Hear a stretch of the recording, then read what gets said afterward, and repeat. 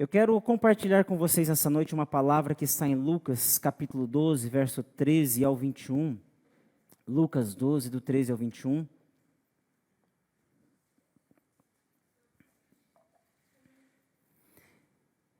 O tema que eu dou para a mensagem essa noite é sendo ricos em Deus.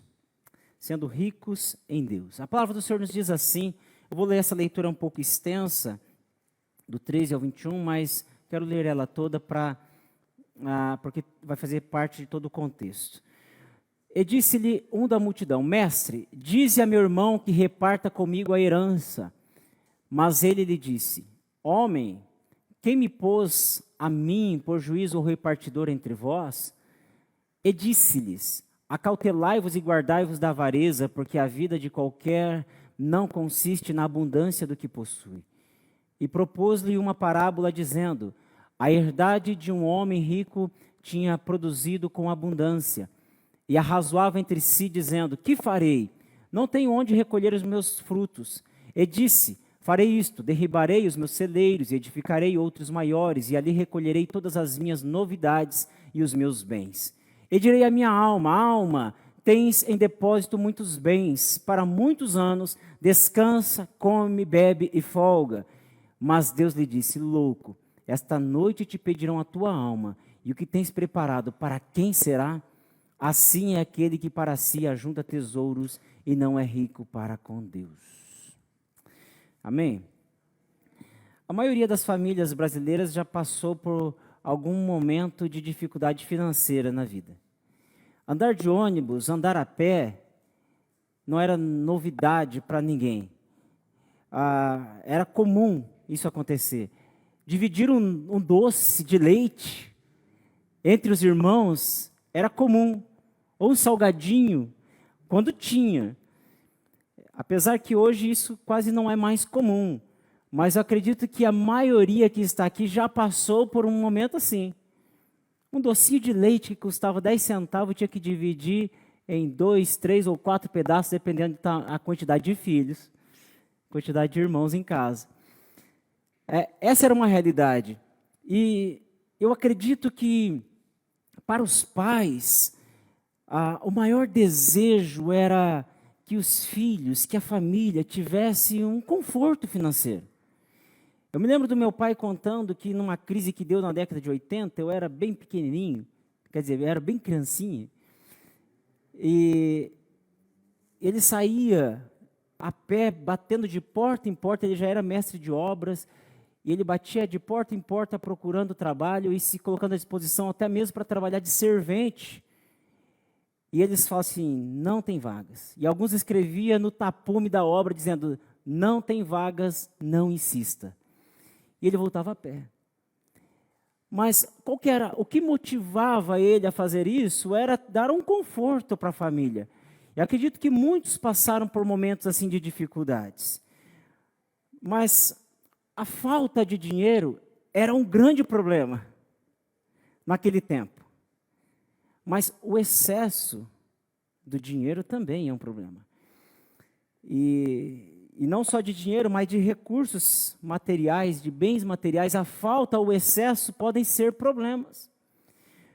Quando o assunto é dinheiro, ninguém está disposto a abrir mão por direito. A gente vê assim que a maior parte das dificuldades que acontecem entre irmãos, das brigas que acontecem entre irmãos, é por conta de uma coisa chamada herança. E não precisa ser dinheiro. Basta ter um pouquinho de panelas, que alguém quer ficar com uma panela, porque ele não eu. E ali começa, às vezes, uma discussão por conta de pequenas coisas, materiais que vão se acabar neste mundo. E é interessante pensar nisso, porque um dos maiores problemas que nós enfrentamos é nos impressionar com a riqueza. O grande problema nosso, quando se trata desse assunto, é nos impressionar com bens materiais. É nos impressionar com status, é nos impressionar com com uma aparência que é para este mundo. Isso não é só se impressionar, mas o problema também está em buscarmos isso. Porque nós nos impressionamos muitas vezes. Como que pode, a Késia falou aqui esses dias, uma pessoa gastar 1 milhão em um dia? Isso nos impressiona porque é algo muito fora da realidade de qualquer um de nós. Mas o problema não é só ficarmos impressionados com a quantidade de recursos gastos em um só dia. O problema é nós buscarmos também. Ou nos compararmos, porque ele não eu. Nessa passagem que Jesus ele fala, ele expõe para nós, o evangelista Lucas traz essa passagem, o médico, ele traz esse detalhe muito interessante. Jesus ele chama a atenção para pecados que capturam o coração humano. Pecados que capturam o coração de muitas pessoas. A avareza, a cobiça, a ambição. E aí, independente de classe, independente de formação, independente da quantidade de bens que possui, esse pecado ele visita muitas pessoas. O texto ele vai falar de um homem que está no meio da multidão. Jesus está ali com aquele povo e de repente alguém se levanta e fala assim: Senhor, resolve o meu problema com meu irmão. Talvez ele fosse o irmão mais novo, o irmão mais velho dele estivesse recebendo herança. Então, o irmão mais velho, naquele contexto, poderia ser que receberia a herança dobrada e ele ficaria sem herança. É como se ele estivesse reivindicando um direito dele e dizendo: Senhor, me ajuda nessa. Talvez o que aquele homem tivesse em mente era o que aconteceu com Salomão, quando foram trazidas 2 mulheres que disputavam um filho. Ele falou assim: olha, o senhor tem sabedoria, resolva o meu problema. É uma disputa entre irmãos e diga para o meu irmão passar a parte dele para mim. Mas essa história de Salomão está lá em 1 Reis, capítulo 3, verso 16 a 28, para quem quiser saber.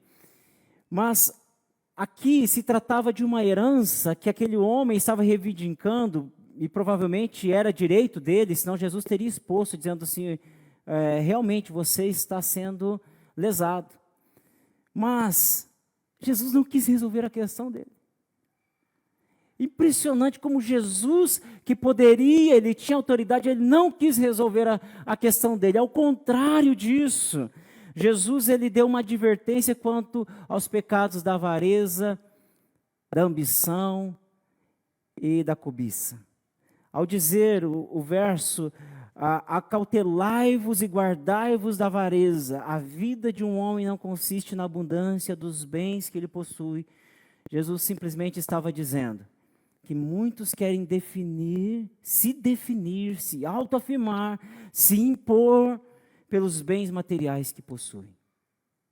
Um bom carro, uma boa casa, o bairro onde mora, o bom emprego, o bom salário, a boa formação. E Jesus, ele está dizendo que isso não define quem a pessoa é de fato. Isso não define quem a pessoa é de fato. Apesar que a gente vê uma distorção na sociedade, que existem tratamentos diferentes, e Jesus chama atenção por diversas vezes na Bíblia. Tiago também fala isso na sua carta, que algumas pessoas tinham privilégio nas assembleias pelos bens que possuía. Mas Jesus traz uma advertência dizendo que nós não somos definidos pelos bens que nós possuímos. Eu gosto da versão, a nova tradução na linguagem de hoje, que diz assim: porque o valor da vida que alguém tem não depende da quantidade de bens que possui. Não depende. Jesus ele não está dizendo que a pessoa deve fazer um voto de pobreza, nada disso. Não está dizendo assim: quanto mais pobre, mais eu amo vocês. Jesus não está dizendo isso. Jesus não está dizendo que as pessoas não devem buscar ter uma estabilidade, uma vida melhor. Jesus não está dizendo que a pessoa não deve buscar isso. Mas o que Jesus está dizendo neste contexto é que nós não devemos permitir ser capturados por esses pecados. A avareza, a cobiça, a ambição. Mas nos livrarmos desses pecados para nos relacionarmos verdadeiramente com Deus. Porque o que Jesus ele está dizendo é que Deus se interessa por nós, pelo nosso coração. Para um relacionamento puro e verdadeiro. Não um relacionamento utilitário. Onde eu olho para Deus e falo assim, Senhor, me dá, e eu acho que eu tenho direito. Qual seria o seu sentimento se você encontrasse alguém e a pessoa chegasse para você e já pedisse algo para você de cara, falasse assim, me dá um par de sapato novo, eu acho que eu tenho direito. Às vezes a gente se depara com algumas pessoas, por isso que eu falo assim que este problema da ambição, da cobiça, da avareza, não está relacionado à quantidade de bens que uma pessoa possui. Às vezes passa pessoas aqui pedindo as coisas e se veem no direito de exigir de nós. Às vezes quer um cobertor, quer uma roupa que nós não temos, assim, mas vocês têm que me dar. É um negócio impressionante, alguém como se colocasse a responsabilidade no outro, dizendo, eu tenho direito e você tem que atender o meu direito. Jesus está chamando a atenção aqui para um detalhe, que aquele homem não estava interessado num relacionamento com Jesus, um relacionamento sincero. Ele não estava, a gente olha para esse contexto, aquele homem se aparece no meio da multidão, simplesmente ele estava olhando para Jesus como alguém que podia suprir as suas necessidades imediatas. Alguém que pudesse resolver o seu problema financeiro. É como se Jesus falasse assim, isso não é comigo, vai até um juiz, tem gente para resolver isso para você. O meu caso aqui é outro, apesar que Jesus poderia fazer se ele quisesse. Mas Jesus estava trazendo uma lição. Então, Jesus ele vai, na sequência, contar uma parábola penetrante, impactante. Ele diz que um homem, na história que Jesus conta, e parábola, muitas vezes as parábolas eram histórias que aconteceram ou histórias inventadas. Era muito usado na filosofia para tentar explicar aquilo que a pessoa estava querendo dizer. Jesus diz que um homem era um agricultor e teve uma plantação muito boa. E naquela plantação ele teve muita abundância, uma colheita, e ele foi enchendo os celeiros, aqueles silos que nós vemos no meio das lavouras, e até que encheu tudo. E ele falou assim, não tenho mais onde colocar as sementes. Mas eu já sei, eu vou construir mais celeiros, e vou encher todos eles, e vou dizer para minha alma, regozije, fique tranquila, que agora você tem bens para o resto da sua vida. Aquele homem que Jesus conta, diz que Jesus falou assim, mas Deus chegou e disse, homem, presta atenção, hoje pedirão a tua alma, e o que tens preparado para quem será? Hoje você não passa dessa noite, e tudo que você construiu, para quem você vai deixar? Todo o seu esforço, para que você... O que vai fazer? Para quem vai ficar isso tudo? Sabe que o contexto, este homem, que a parábola está falando de um homem egoísta. De um homem que falava sempre na primeira pessoa. Eu, mim, comigo. Eu digo para mim, a palavra dizendo consigo mesmo. Eu digo para mim mesmo, oh alma.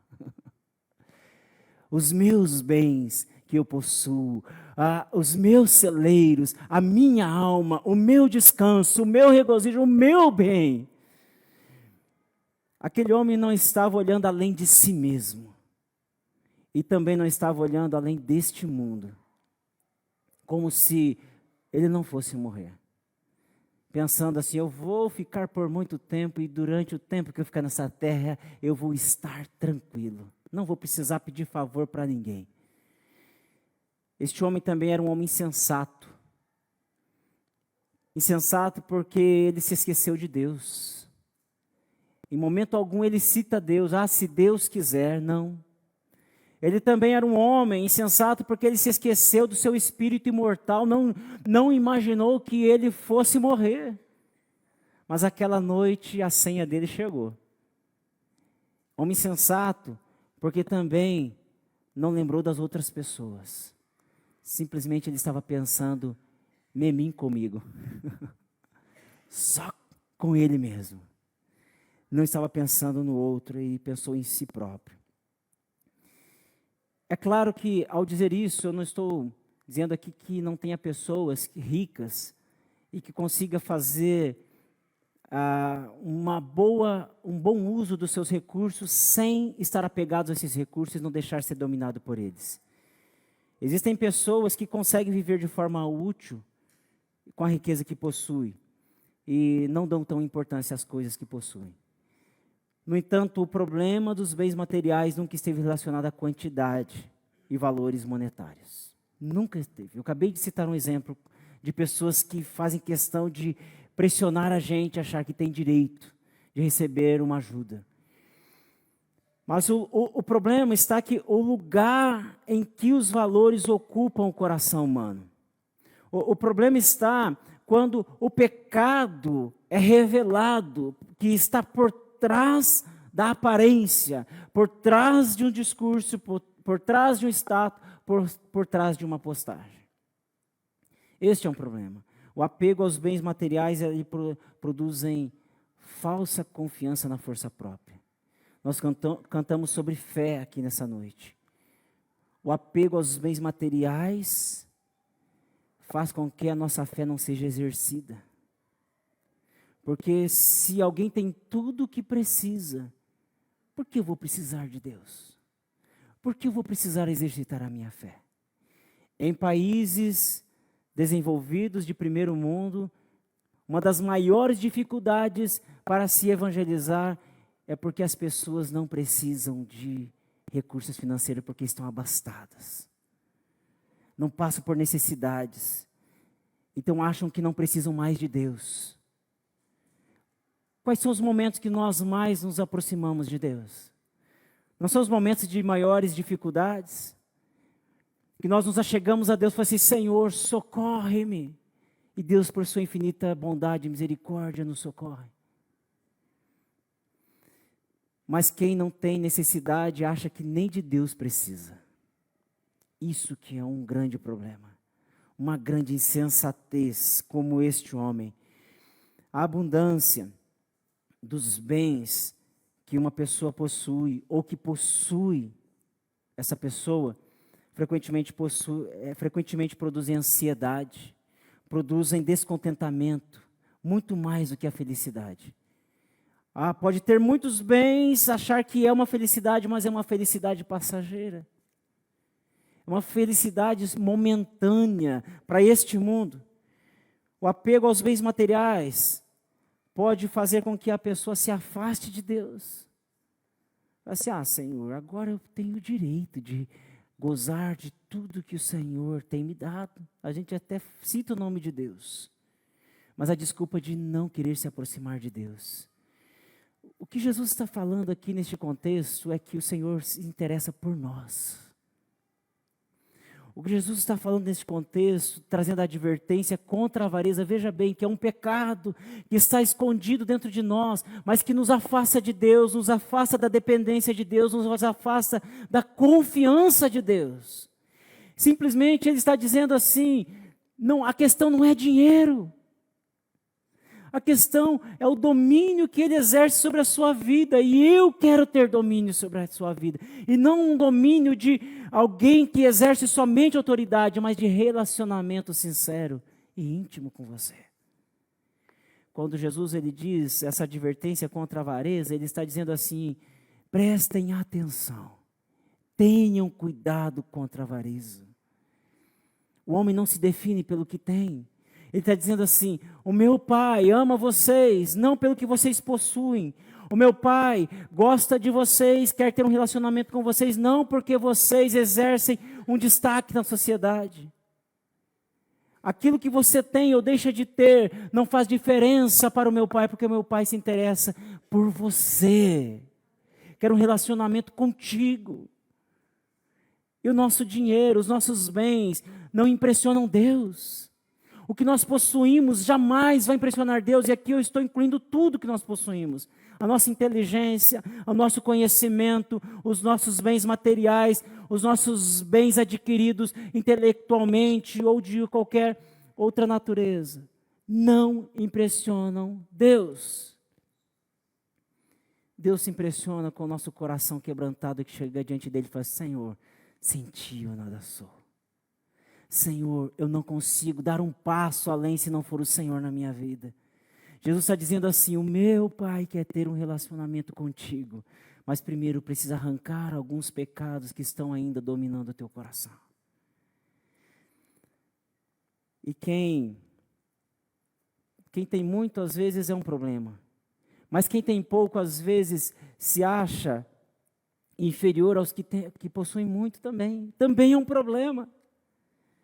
Às vezes quem possui muito acha que é bem sucedido mais que os outros e quer um destaque, mas quem não possui nada às vezes fica ali e fala assim, mas na verdade é uma falsa humildade, porque por dentro está dizendo, mas se eu pudesse, se eu também pudesse ter, se eu pudesse dar umas viajadas de vez em quando, se eu pudesse ter um cartão sem limites.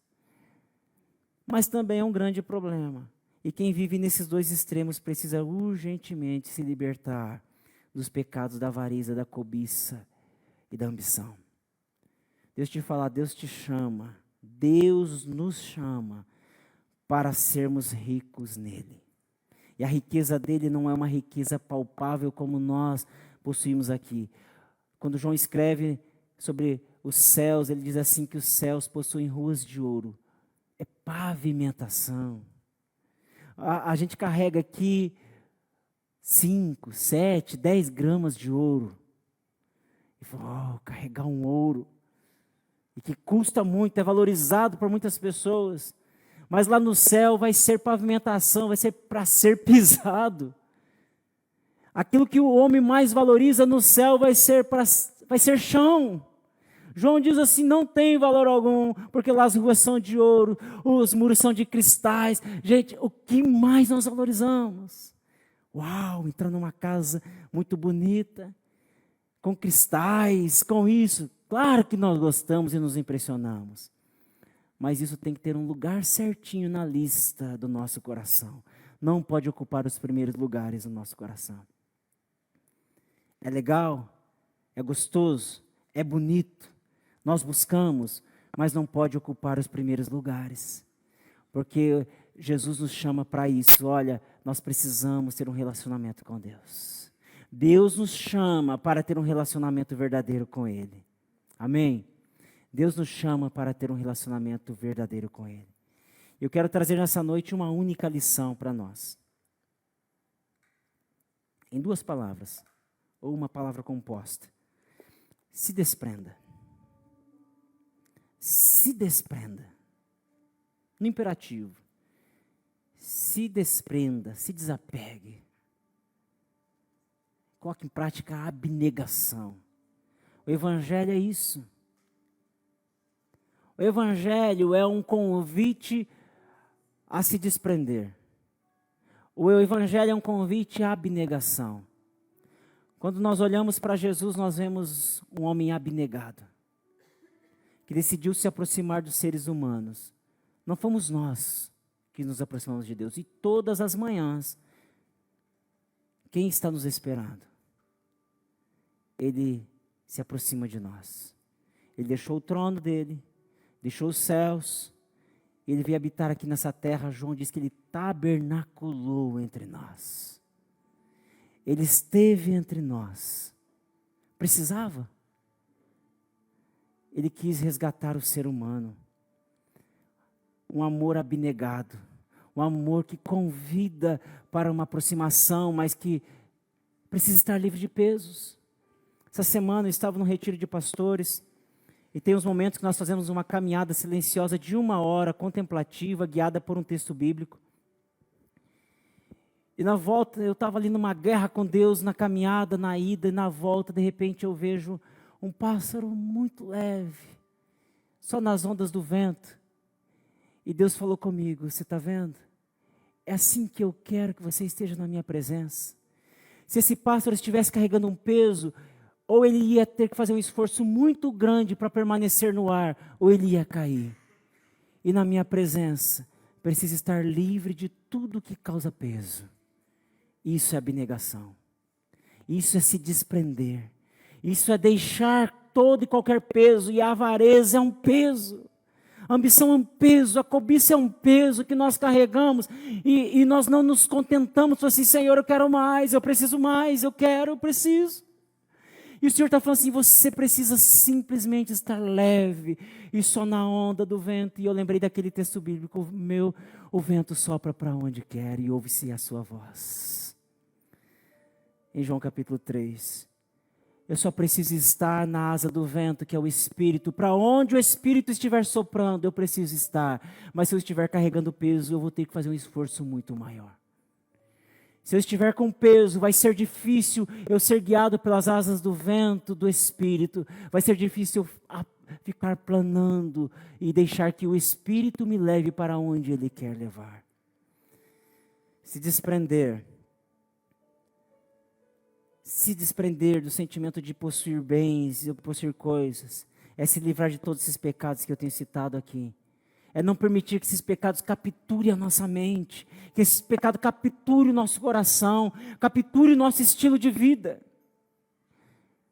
Mas se desprender significa chegar diante do Senhor e falar assim, Senhor, eu quero experimentar o Senhor, porque o Senhor é tudo o que eu tenho. O Senhor é tudo o que eu tenho. Salmo 16, verso 5, ele diz, ó Senhor, Tu és tudo o que eu tenho. O meu futuro está em Tuas mãos. Tu diriges os meus passos. Ó Senhor, Tu és tudo o que eu tenho. O meu futuro está em Tuas mãos. Tu diriges os meus passos. É saber que o Senhor tem sempre um caminho melhor para nós trilharmos. Se desprender é estar planando nas asas do Espírito. É claro que não nos dispensa de fazer planos, planejamento de vida, gestão financeira, ainda que seja num papel de pão, fazer um breve plano de vida, colocar diante do Senhor, Senhor, eu gostaria de fazer um planejamento e preciso da Tua ajuda. Alguns têm facilidade, porque têm habilidades, outros têm dificuldades. Alguns passam por necessidades financeiras porque também não conseguem fazer uma gestão daquilo que o Senhor tem dado. E às vezes a gente encontra pessoas tão simples que fazem uma administração sem estudo, mas faz num pedaço de papel e consegue ter uma boa administração. Não gastar mais dinheiro do que o necessário, o que recebe. É uma boa administração, ter em mente que o dinheiro, ou os recursos, os bens que o Senhor tem nos dado, tudo é dele. Nada é nosso. Tem um livro do A.W. Tozer, nós começamos a estudar com alguns líderes da igreja, chamado 5 votos para obter poder espiritual. E um dos votos é, não seja dono de coisa alguma. É entender que tudo que nós temos não é nosso. Tudo que nós possuímos não pertence a nós, tudo é de Deus. E se é de Deus, eu descanso, porque Ele é o dono. Eu sou o mordomo. E se algo não der certo, tudo bem, é dele. É dele. Nós descansamos nele. Nós descansamos nele. É claro que nós precisamos nos esforçar para ter uma qualidade de vida, mas isso não precisa ocupar o primeiro lugar no nosso coração. Se desprender é colocar em prática a virtude da generosidade. É poder abençoar outros. A generosidade, ela revela o quanto ainda nós estamos dispostos a pensar menos em nós e mais no outro. Se desprender é pensar nisso. Se desprender é se livrar do sentimento de possuir bem para se afirmar ou se impor na sociedade. Ou para dizer assim, olha, agora alguém me respeita porque eu sou uma pessoa de muitos bens. Não é isso que o Senhor Jesus está falando. O importante é você não precisar possuir coisas para ser alguém. Sabe aquela história? Menino estuda para ser alguém na vida. Isso não nos define. A nossa formação, a nossa profissão, os bens que nós possuímos não definem quem nós somos. Nós não somos alguém na vida porque nós temos muitos bens. Sabe por quê? Porque nós somos filhos amados de Deus. Isso sim, João no capítulo 1, no verso 12, ele diz que nós somos feitos filhos de Deus. Isso sim que nos define. Saber que nós estamos inseridos num reino que é do nosso Pai. Num reino que não é um reino deste mundo, mas um reino que é eterno. Se desprender é alinhar a nossa mente, é reeducar a nossa mente dizendo, eu sou filho de Deus, eu sou amado por Deus, eu pertenço a Deus, eu estou inserido num reino que é eterno, e se eu tenho o Senhor, eu não tenho falta de nada. O Senhor é tudo que eu preciso. Ele conhece o meu futuro, Ele conhece o caminho que eu preciso trilhar. Amém? Quando nós nos envolvemos num relacionamento verdadeiro com Deus, nós somos libertos de todo sentimento que ocupa, que captura o nosso coração.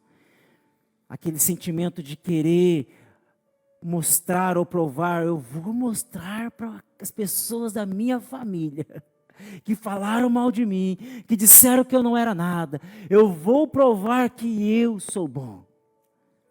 Nós não precisamos provar nada para ninguém. Nós simplesmente precisamos chegar diante do Senhor com o coração sincero. Falar, Senhor, o Senhor me aceita do jeito que eu sou? Não tem um tostão. Talvez uma moedinha como a moedinha da viúva, que é o valor de um pão francês. Fala assim, Senhor, eu tenho um pão francês, serve? Vai servir, porque o Senhor Jesus gostava de um pão para estar junto com alguém. O Senhor, Ele quer se relacionar conosco. Quando nós nos envolvemos num relacionamento verdadeiro com Deus, nós descansamos na confiança de que Ele tem sempre o melhor para a nossa vida aqui e na eternidade. Ele sempre tem algo a nos oferecer. E o que Ele tem a nos oferecer não se compara com as coisas deste mundo. Não se compara. Paulo, quando escreve 2 Coríntios, capítulo 4, versos 16 a 18, ele diz assim que aquilo que está preparado nos céus é incomparável. A glória que está preparada nos céus é acima de toda comparação. Sabe o que está dizendo? Tudo que nós procuramos não chega nem um pouquinho próximo daquilo que o Senhor tem para nós. Eu queria convidar você a colocar-se em pé neste momento da vida. Amém? Que você tenha uma semana abençoada na presença do nosso Deus, tenha uma semana de vitória, uma semana de muita paz, de muita alegria, de refrigério, de realizações, de sabedoria. Eu oro e declaro sobre a sua vida uma visão ampliada do Espírito Santo. Que você consiga enxergar coisas espirituais que você ainda não tinha enxergado. Que você possa ter experiências profundas com o Espírito Santo durante essa semana. Que o Espírito Santo te desperte durante essa semana. Que você possa falar assim, estou sentindo algo que eu nunca senti. Ou que fazia tempo que eu não sentia. Que o Espírito Santo te guie e te deixe uma semana muito mais leve sob as asas do Espírito. Vamos orar. Paizinho querido, te agradecemos. Agradecemos, Senhor, pela presença do Teu Espírito Santo aqui neste culto. Agradecemos pelos louvores, pelos testemunhos, pelos todos os voluntários, que é a Tua igreja inteira. Te agradecemos pelas ofertas, ó Pai. Te agradecemos, ó Pai amado, por cada visitante que pôde vir aqui nessa noite, que vieram trazidos pelo Teu Espírito Santo. Que o Senhor possa abençoar a cada um dentro de uma semana de alegria, de paz, uma semana mais leve, uma semana de cura, uma semana de refrigério. Se alguém com enfermidade, pessoa sentindo dores, ó Pai, Pai amado, em nome do Senhor Jesus, repreenda todo espírito de enfermidade, traz cura, traz leveza, traz alegria, Senhor, traz refrigério, cura na alma, Pai, em nome do Senhor Jesus. Que seja uma semana de bênção para cada um, ó Pai. Eu oro, Pai amado, também, para que cada um possa ter uma noite tranquila, que consiga dormir sem um sono, sem sono perturbador, sem agitação, sem pesadelos, sem incomodações, que tenha um sono tranquilo e reparador. Também eu oro, Pai amado, que cada um possa ter um retorno para o seu lar, guardados e amparados pelo Senhor. Em o nome do Senhor Jesus eu oro e te agradeço. Amém. Meus amados e queridos irmãos e irmãs, que o grande amor do eterno Pai, que a graça e a paz do nosso Senhor e Salvador Jesus Cristo, que as consolações e a comunhão do Espírito Santo de Deus estejam presentes na vida de cada um de vocês, e todos dizem amém. Deus abençoe a todos em nome do Senhor Jesus.